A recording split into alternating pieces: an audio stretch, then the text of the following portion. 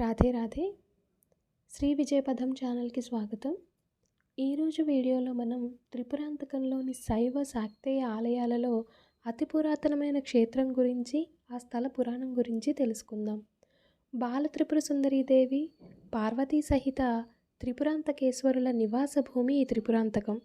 ఈ దేవాలయం ఆంధ్రప్రదేశ్లో ప్రకాశంలోని త్రిపురాంతకంలో ఉంది. ప్రకాశం జిల్లా మార్కాపురానికి 40 కిలోమీటర్లు, ఒంగోలుకి 93 కిలోమీటర్లు, కర్నూలు గుంటూరు రహదారిలో ఉన్న వినుకొండకి 35 కిలోమీటర్ల దూరంలో ఉంది. ముఖ్యమైన ప్రాంతాల నుంచి ఇక్కడికి ఆర్టీసీ బస్సు సదుపాయం కూడా ఉంటుంది. స్వామివారు కొండ ఎగువన, అమ్మవారు కొండ దిగువ భాగాన ఉండి భక్తులను కటాక్షిస్తారు. శ్రీశైలానికి తూర్పు ద్వారంగా విరాజిల్లుతున్న ఈ త్రిపురాంతక క్షేత్రం శైవ శాక్తేయ ఆలయాలలో అతి పురాతనమైంది.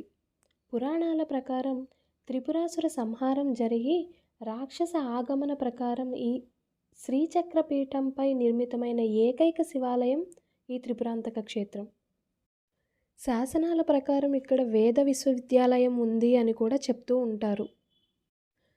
త్రయంబకాయ, త్రిపురాంతకాయ, త్రికాగ్ని కాలాయ, కాలాగ్ని రుద్రాయ అంటూ నిత్యం రుద్రం వల్లెవేస్తుంటారు. ప్రపంచంలోని ఏ శివాలయానికి వెళ్ళి పూజ చేయించుకున్నా త్రిపురాంతకేశ్వరుడికి సంబంధించిన ఈ మంత్రాన్ని ఉచ్చరించాలి. మహిమాన్వితుడు త్రిపురాంతకేశ్వరుడు త్రిపురాంతకం గ్రామానికి 2 కిలోమీటర్ల దూరంలో ఉన్న కుమారగిరిపై త్రిపురాంతకేశ్వర స్వామి స్వయంభూగా వెలిశాడు. ఇక్కడ స్వామివారి ప్రధానాలయం శ్రీచక్రాకారంలో నిర్మితమై ఉంటుంది. శ్రీచక్రం శివ యొర్వపుహు అంటే శివపార్వతుల శరీరమే శ్రీచక్రం. శ్రీచక్రాకారంలో శక్తిపీఠాల ఆలయాలను నిర్మిస్తుండటం ఆనవాయితీ కాగా, త్రిపురాంతకేశ్వరుని ఈ ఆలయం శ్రీచక్రపీఠంపై నిర్మితం కావడం వల్ల ఈ ఆలయానికి ప్రత్యేక విశిష్టత సంతరించుకుంది. వైష్ణవ శివ ఆచారాల మేళవింపు కలిగిన ఈ ఆలయం శ్రీశైల ఆలయాల కంటే కూడా చాలా ప్రాచీనమైంది. ప్రపంచంలోని ఏ ఆలయంలోకి ప్రవేశించాలన్నా కూడా తూర్పు, ఉత్తర ద్వారాల ద్వారా దర్శనానికి వెళతారు. కానీ ఈ ఆలయం రాక్షస ఆగమన ప్రకారం నిర్మితం అవ్వడంతో దక్షిణ ద్వారం నుంచి ఆలయంలోకి ప్రవేశం ఉంటుంది. అంటే నైరుతి ప్రవేశం ఉంటుంది. త్రిపురాంతక లింగాన్ని తత్పురుష లింగం అని అంటారు. ఇక్కడ స్వామివారి ద్వారం వద్ద ఉన్న ద్వారపాలకులైన భద్రుడు, వీరభద్రుడు శిల్ప నైపుణ్యతకి పెట్టింది పేరు. అలాగే స్వామివారికి ఎదురుగా ఉండే నందీశ్వరుడు కూడా చాలా ఆకర్షణీయంగా ఉంటాడు. త్రిపురాంతకేశ్వరునికి ఉత్తరాన పార్వతీదేవి అంటే స్కందమాత ఆలయం ఉంటుంది. పై 2 చేతులలో శాక్తేయ చిహ్నాలైన త్రిశూలం, ఢమరుకం, కింద చేతులలో పద్మాలు కలిగి ఉంటుంది. అమ్మవారి ముందు కాశీ విశ్వేశ్వర లింగం ఉంటుంది. ఇక కొండ దిగువన త్రిపురాంతకేశ్వరుని ఆలయానికి 2 కిలోమీటర్ల దూరంలో బాల త్రిపుర సుందరీదేవి అమ్మవారు చిదగ్నిగుండంలో వెలసింది. ఇక్కడ అమ్మవారు నిర్గుణ ఆకారంలో వెనక్కి తిరిగి ఉంటుంది. ఇక్కడున్న గృహం త్రిపుర సుందరీదేవి ఆవిర్భవించిన చిదగ్నిగుండం. దీన్నే స్థానికులు నడిబావి అంటారు.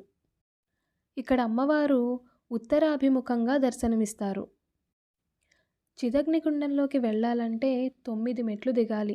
ఒక్కో మెట్టు ఒక్కో ఆవరణ. అంటే అమ్మవారు నవావరణలో ఉంటారు. ఈ మెట్లకు అధిదేవత, ప్రత్యతి దేవతలు ఉంటారు. 9 మెట్లు దిగిన తర్వాత నిర్గుణ శిలాకారంలో అమ్మవారు దర్శనమిస్తారు. దివ్య చక్షువులున్న మునీశ్వరాధులకు మాత్రం అరుణ కిరణాలతో, పుస్తాక్షమాల, వరదాభయ హస్తాలతో దర్శనమిస్తుంది అమ్మవారు. సామాన్య జనం కోసం ఆ శిల ముందు ఒక విగ్రహాన్ని ప్రతిష్ఠించారు. ఈ విగ్రహానికి వెనుక ఉన్న శిల మధ్య తెల్లని రాతి మీద శ్రీబాల యంత్రం ప్రతిష్టమై ఉంటుంది. కానీ విగ్రహానికి వెనుక ఉన్న రాతి కిరీటం వల్ల అది ఎవరికీ కనిపించదు.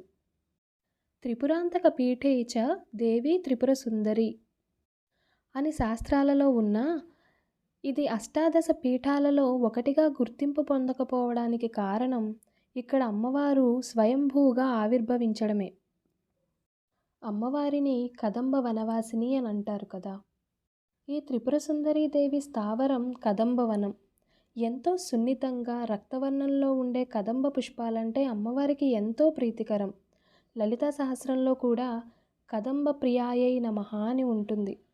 కాశీ, ఉజ్జయిని తర్వాత అమ్మవారికి ఎంతో ఇష్టమైన కదంబ వృక్షాలు ఉన్న దేవాలయం ఇది. ఇక ఈ విశిష్ట దేవాలయానికి గల స్థల పురాణం ఏంటో తెలుసుకుందాం. పూర్వం తారకాసురుడు దేవ ఋషులను బాధిస్తుంటే శివకుమారుడైన కుమారస్వామి తారకాసురుని మెడలో ఉన్న ప్రాణలింగాన్ని ఛేదించి అతన్ని సంహరించాడు. ఈ యుద్ధంలో అలసిన శరవణభవుడు ఆదిశైలం అనే పేరున్న ఈ పర్వతంపై విహరించడం వలన ఈ పర్వతానికి కుమారగిరి అనే పేరు వచ్చింది. తారకాసురునికి ముగ్గురు కొడుకులు, తారాక్షుడు, విద్యుమ్నాలి, కమలాక్షుడు. వీరినే త్రిపురాసురులు అంటారు.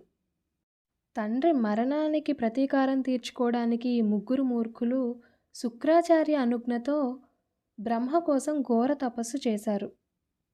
ఆయన ప్రత్యక్షం కాలేదు. దాంతో వారికి పంతం పెరిగి ఒంటికాలి మీద నిలిచి తీవ్ర తపస్సు చేస్తే లోకాలు తల్లడిల్లిపోయాయి. అప్పుడు బ్రహ్మ ప్రత్యక్షమై వరం కోరమన్నాడు. ఎవరి చేతిలోనూ చావు కలగకూడదని వరం కోరుకుంటారు. కానీ పుట్టినవారు చావక తప్పదు కనుక ఎలా చావాలనుకుంటున్నారో చెప్పమని బ్రహ్మ అడుగుతాడు. తాము ఆకాశంలో 3 పురాలు కట్టుకొని 1000 ఏళ్ళు జీవించిన తరువాత ఆ 3 పురాలు వరుసగా ఒకే చోట చేరినప్పుడు ఒకే బాణంతో ఆ త్రిపురాలను ఛేదించిన వాని చేతితోనే తమరు మృత్యువు పొందాలని కోరుకుంటారు. ఆ త్రిపురాసురులు అలాంటి మరణాన్నే పొందడానికి వరాన్నిస్తాడు బ్రహ్మ. తారాక్షుడు బంగారంతోనూ, విద్యుమ్నాలి వెండితోనూ, కమలాక్షుడు ఇనుముతోనూ చేయబడిన పురాలను కట్టుకొని అక్కడే ఉంటూ దేవతలను, మునులను బాధిస్తూ ఉంటారు. ఇక ఆ బాధను భరించలేక వారంతా పరమేశ్వరుని ప్రార్థిస్తారు. అప్పుడు ఆయన త్రిపురాసురులను చంపాలంటే అపూర్వమైన రథం, అపూర్వ బాణాలు అవసరమని చెప్పాడు. వీరు శ్రీహరిని ప్రార్థిస్తే ఆయన విశ్వకర్మకు ఆదేశమిచ్చి అపూర్వ బాణాలను సృష్టింపజేశాడు. ఇక అప్పుడు విశ్వకర్మ జగత్తు తత్వంతో రథాన్ని, వేదం తత్వంతో గుర్రాలను, నాగతత్వంతో పగ్గాలను, మేరుశఖర తత్వంతో ధనుస్సును, వాసుకి తత్వంతో వింటినారిని, సోమ, విష్ణు, వాయుతత్వాలతో బాణాలను తయారు చేసి ఇస్తాడు. బ్రహ్మ ఆ రథానికి సారథి అయ్యాడు. ఆ దివ్యరథాన్ని చూసి సంతసించిన శివుడు అధిరోహించి త్రిపురాసుర సంహారానికి బయలుదేరాడు. ఇంత చేసినా త్రిపురాసురుల తపోబలం వలన, మయుడి నిశ్చల తత్వం వలన ఆ దివ్యరథం భూమిలోకి కుంగిపోయింది. గుర్రాలు నిలవలేకపోయాయి. అలాగే ఇక ధనుస్సులు కూడా పనిచేయలేదు. రుద్రుడు విశ్వకర్మని పిలిచి సమర్థవంతమైన రథాన్ని నిర్మించలేకపోయినందుకు కోప్పడ్డాడు.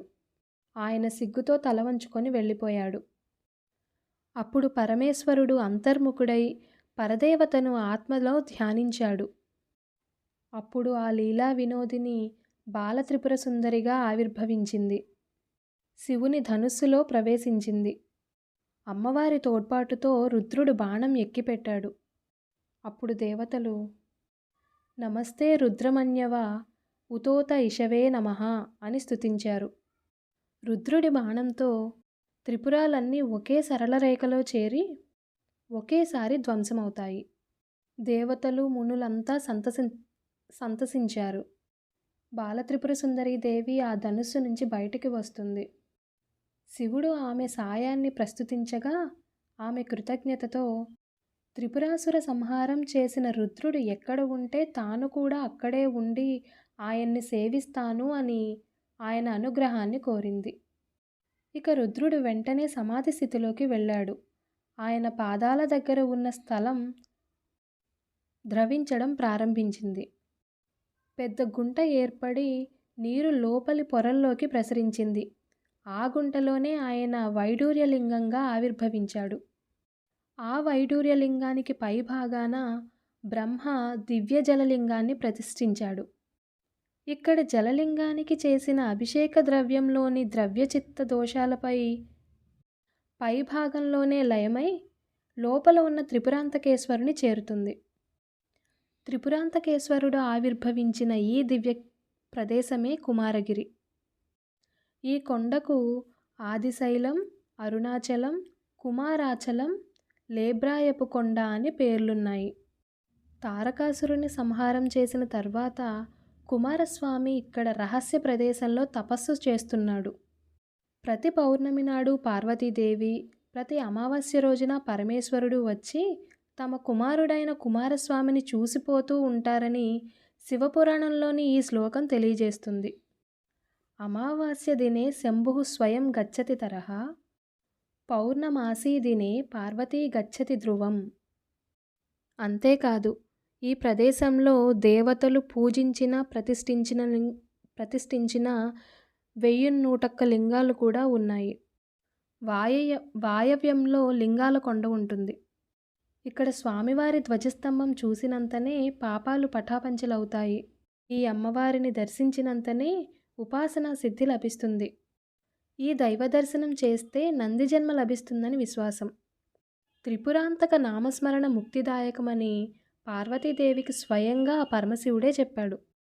అలాంటి ఎన్నో విశిష్టతలు కలిగిన ఈ దివ్యమైన క్షేత్రాన్ని దర్శించి తరించాలని కోరుకుంటున్నాను. ఈ వీడియో కనుక మీకు నచ్చినట్టయితే లైక్ చేయండి, షేర్ చేయండి, కామెంట్ చేయండి, అలాగే సబ్స్క్రైబ్ చేసుకోండి. ధన్యవాదాలు.